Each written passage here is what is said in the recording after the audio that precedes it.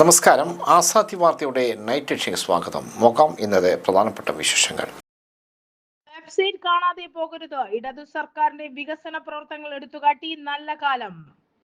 പാട്ടുകേട്ട് മടുത്തുന്ന നാട്ടുകാർ. മുംബൈ റോഡിലെ രാത്രി സംഗീതം കട്ട്. കോൺഗ്രസ് റാലിയിലേക്ക് ആളെ തേടി മൊബൈൽ ആപ്പിൽ പരസ്യം. ഹരിയാന സീറ്റ് കോഴ. കോൺഗ്രസ് മൗനം പാലിക്കുന്നു. ആരോപണം അതീവ ഗുരുതരം. മുഖ്യമന്ത്രി. മെറ്റയുടെ പിഴവിൽ പോലീസിനെ പഴിചാരി മനോരമ. BJP അധികാരത്തിലെത്തിയാൽ മീനും ഇറച്ചിയും കഴിക്കുന്നത് വിലക്കും. മമതാ ബാനർജി. നോ കേംസ്. ട്രംപ് ഭരണകൂടത്തിനെതിരെ യൂറോപ്പിലും വൻ പ്രതിഷേധ റാലികൾ. സീറ്റ് കോട്ട വിവാദം. ചോദ്യം ചോദിച്ച കൈരളി ന്യൂസ് റിപ്പോർട്ടർക്ക് നേരെ കോൺഗ്രസ് പ്രവർത്തകരുടെ കയ്യേറ്റ ശ്രമം. വിശദമായ വാർത്തകളിലേക്ക് പോകാം. കോൺഗ്രസ് റാലിയിലേക്ക് ആളെ തേടി മൊബൈൽ ആപ്പിൽ പരസ്യം. കോൺഗ്രസ് സംഘടിപ്പിക്കുന്ന തെരഞ്ഞെടുപ്പ് റാലിയിലേക്കാണ് ആളെ തേടി മൊബൈൽ ആപ്പ് വഴി പരസ്യം നൽകിയത്.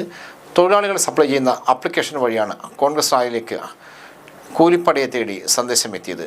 തിരുവനന്തപുരം വട്ടിയൂർക്കാവിൽ നടക്കുന്ന റാലിയിലേക്ക് ആളെ ആവശ്യപ്പെട്ടാണ് വാട്സപ്പ് ഗ്രൂപ്പുകളിൽ പരസ്യം പ്രത്യക്ഷപ്പെട്ടത്. വൈകിട്ട് 5 മുതൽ രാത്രി 10 വരെ റാലിയിൽ പങ്കെടുക്കുന്നവർക്ക് ഒരാൾക്ക് 511 രൂപയും ഭക്ഷണവുമാണ് വാഗ്ദാനം ചെയ്തത്. 20 വരെ അടിയന്തരമായും വേണമെന്നായിരുന്നു സന്ദേശത്തിൻ്റെ ഉള്ളടക്കം.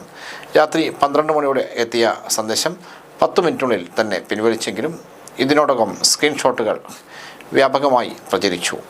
സംഭവം വിവാദമായതോടെ തെറ്റിദ്ധാരണ മൂലം സംഭവിച്ചതാണെന്ന് പറഞ്ഞ് ഗ്രൂപ്പ് അഡ്മിൻ തടിയൂരി. തങ്ങൾക്ക് ഇതിനെക്കുറിച്ച് ഒന്നും അറിയില്ലെന്നാണ് പതിവ് പോലെ പ്രാദേശിക കോൺഗ്രസ് നേതൃത്വത്തിൻ്റെ വാദം. എന്നാൽ കൃത്യമായ സ്ഥലവും സമയവും പ്രതിഫലവും രേഖപ്പെടുത്തിയ സന്ദേശം അബദ്ധത്തിൽ വന്നതല്ലെന്ന് വ്യക്തമാണ്. കോൺഗ്രസ് പരിപാടികൾക്ക് വാടകയ്ക്ക് ആളെ എടുക്കുന്നത് ഇതാദ്യമല്ല. മുൻപ് പുതുയുഗ യാത്രയ്ക്ക് ഇടെ നേതാക്കളെ തിരിച്ചറിയാതെ മാറിയിട്ടതും കൊടികെട്ടാനും ഫ്ലക്സ് അടിക്കാനും അതിഥി തൊഴിലാളികളെ കരാറടിസ്ഥാനത്തിൽ ഏൽപ്പിച്ചതും വലിയ പരിഹാസത്തിന് ഇടയാക്കിയിരുന്നു. സ്വന്തം പ്രവർത്തകർ പോലും കൈവിട്ടതോടെ പണം നൽകി ആളെ ഇറക്കി ജനപിന്തുണ ഉണ്ടെന്ന് വരുത്തി തീർക്കാനാണ് കോൺഗ്രസ് ശ്രമിക്കുന്നത്.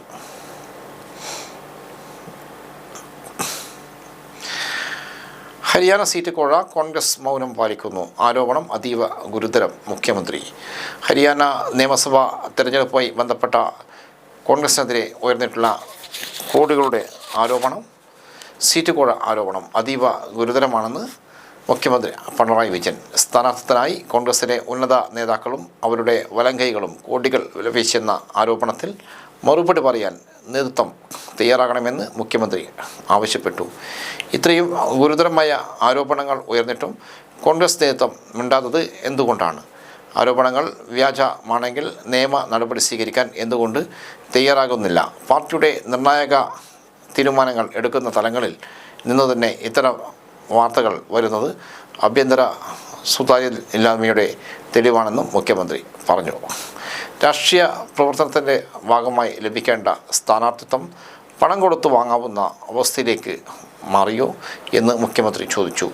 സാമ്പത്തിക ശേഷി നോക്കി സീറ്റ് വിതരണം ചെയ്യുന്നത് ജനാധിപത്യത്തിലെ സമത്വത്തെയും ആശയാധിഷ്ഠിത രാഷ്ട്രീയത്തെയും തകർക്കുന്നതാണ്. ഇത് സാധാരണക്കാരായ പാർട്ടി പ്രവർത്തകരുടെ സ്വപ്നങ്ങളെ ഇല്ലാതാക്കുന്നു. മറ്റുള്ളവർക്കെതിരെ വ്യാജ ആരോപണങ്ങൾ ഉന്നയിക്കുന്ന കോൺഗ്രസ് സ്വന്തം പാർട്ടിക്കുള്ളിലെ അഴിമതിയിൽ മൗനം പാലിക്കുന്നത് രാഷ്ട്രീയ ഇരട്ടത്താപ്പാണ്. ഇത് കേവലം ഒരു വിവാദമല്ല, മറിച്ച് രാഷ്ട്രീയത്തിൻ്റെ നൈതികതയും ബന്ധപ്പെട്ട വിഷയമാണ്. പാർട്ടി ടിക്കറ്റ് നൽകുന്നത് ആശയങ്ങൾക്കാണോ അതോ പണത്തിനാണോ എന്ന് ജനങ്ങളെ അറിയിക്കണമെന്നും മുഖ്യമന്ത്രി മലപ്പുറത്ത് പറഞ്ഞു. മെറ്റയുടെ പിഴവിൽ പോലീസിനെ പഴിചാരി മനോരമ. പ്രതിപക്ഷ നേതാവ് VD സതീശൻ്റെ അഭിമുഖം മനോരമയുടെ സമൂഹ മാധ്യമ പേജുകളിൽ നിന്ന് നീക്കം ചെയ്ത സംഭവത്തിൽ മെറ്റയുടെ ഭാഗത്തു നിന്നുണ്ടായ പിഴവിനെ പോലീസിൻ്റെ തലയിൽ കെട്ടിവയ്ക്കാൻ മലയാള മനോരമയുടെ ശ്രമം.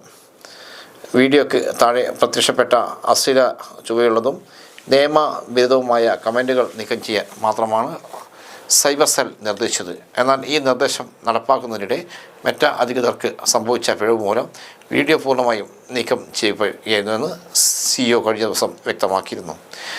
ഈ കാര്യം മറച്ചുവെച്ച് പോലീസിനെ സംശയനിലയിൽ നിർത്താനും വിഷയം സംസ്ഥാന സർക്കാരിനെതിരായി ആക്കാനും കഴിയുമോ എന്നതാണ് മനോരമ ശ്രമിച്ചത്. പെരുമാറ്റച്ചട്ടം നിലനിൽക്കുന്നതിനാൽ പോലീസും സൈബർ സെല്ലും ഉൾപ്പെടെ കമ്മീഷൻ്റെ നേരിട്ടുള്ള നിരീക്ഷണത്തിലാണെന്ന കാര്യവും മറച്ചുവെച്ചു. വിഷയം ശ്രദ്ധയിൽപ്പെട്ട ഉടൻ തന്നെ പോലീസ് ഇടപെട്ട് മറ്റൊരു മെറ്റാ അധികൃതരുമായി ബന്ധപ്പെടുകയും വീഡിയോ പുനഃസ്ഥാപിക്കുകയും ചെയ്തിട്ടുണ്ട്. കേന്ദ്ര തിരഞ്ഞെടുപ്പ് കമ്മീഷനിലെ ഉദ്യോഗസ്ഥരുമായി CEO നേരിട്ട് സംസാരിച്ചു സാങ്കേതികമായുണ്ടായ പാളിച്ചകൾ ബോധ്യപ്പെടുത്തുകയും ചെയ്തിരുന്നു.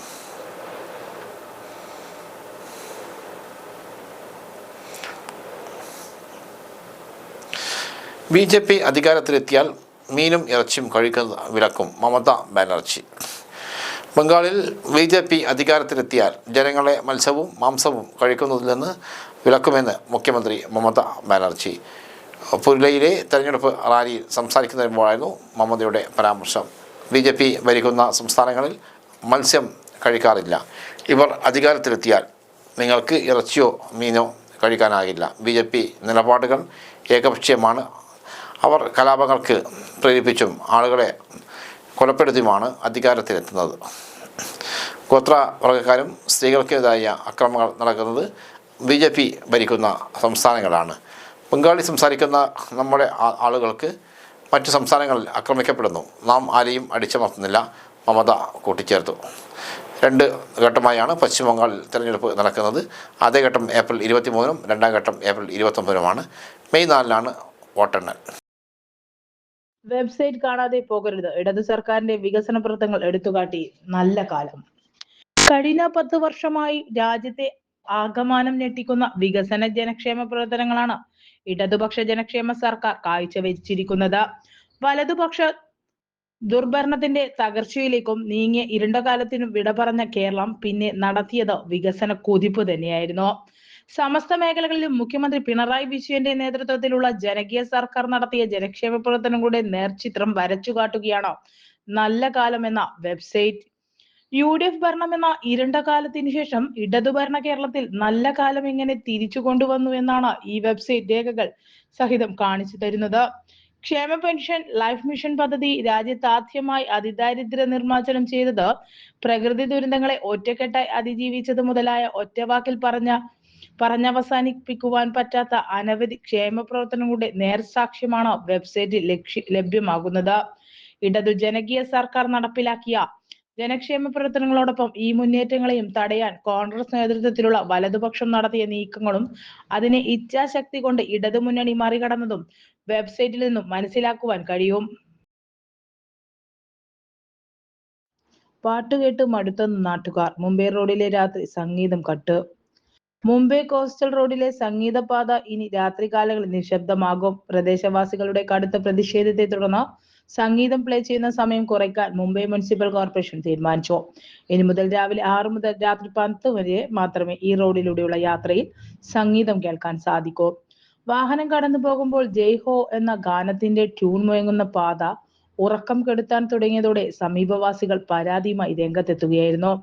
തീരദേശ പാതയിൽ നരിമാൻ പോയിന്റിനും വർളിക്കുമിടയിലെ ബ്രീച്ച് കാൻഡി മേഖലയിൽ 1 മാസം മുൻപാണ് സംവിധാനം ഒരുക്കിയത്. എന്നാൽ ഉദ്ഘാടന ശേഷം പ്രദേശവാസികളാകെ ദുരിതത്തിലായി.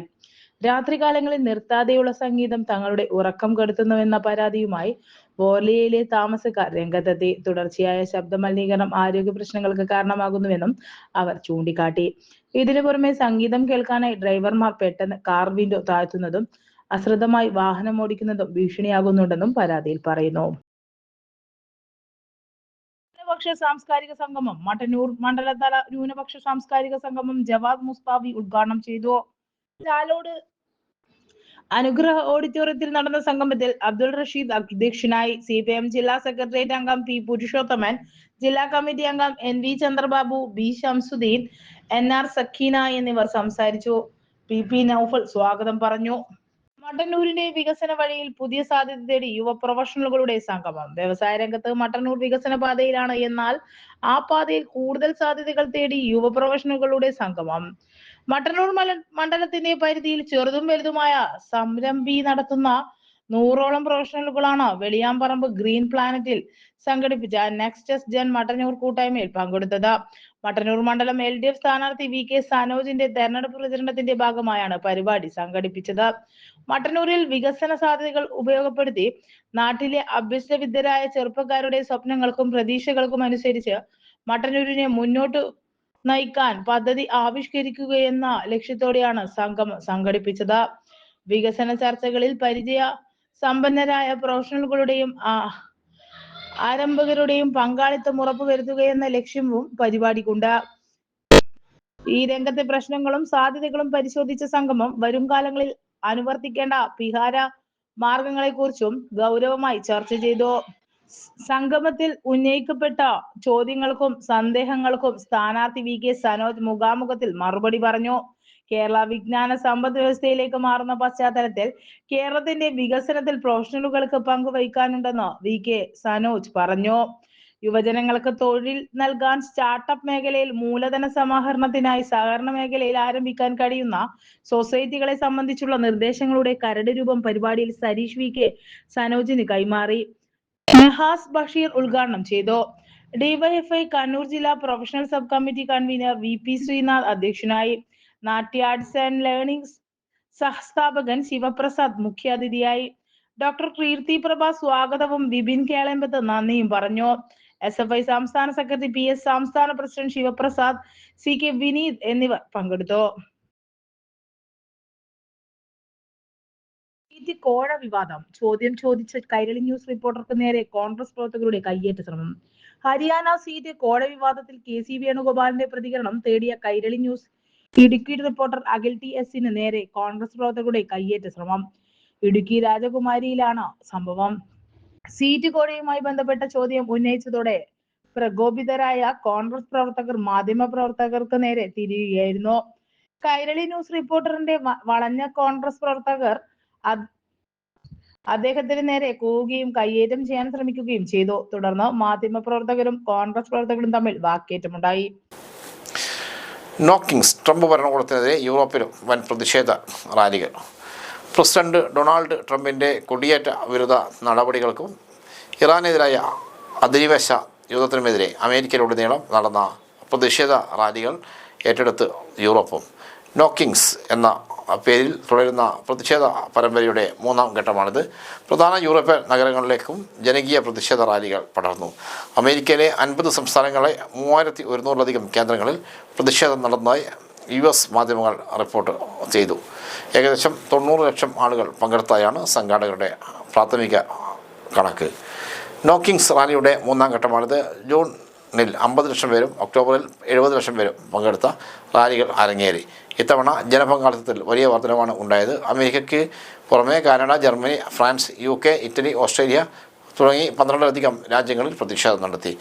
ഭരണഘടനാപരമായ രാജഭരണമുള്ള രാജ്യങ്ങളിൽ നോ ടെറൻ എന്ന പേരിലാണ് പ്രതിഷേധങ്ങൾ. ലണ്ടൻ, പാരീസ്, റോം തുടങ്ങിയ രാജ്യങ്ങളിലും പ്രതിഷേധങ്ങൾ നടന്നു. റോമിൽ ഇറ്റാലിയൻ പ്രധാനമന്ത്രി ജോർജിയ മെലോണിക്കെതിരെയും പ്രതിഷേധക്കാർ മുദ്രാവാക്യം വിളിച്ചു. ഇതോടെ ഇന്നത്തെ ആസാദി വാർത്തകൾ സമാപിക്കുന്നു. വീണ്ടും നാളെ കാണാം. നന്ദി, നമസ്കാരം.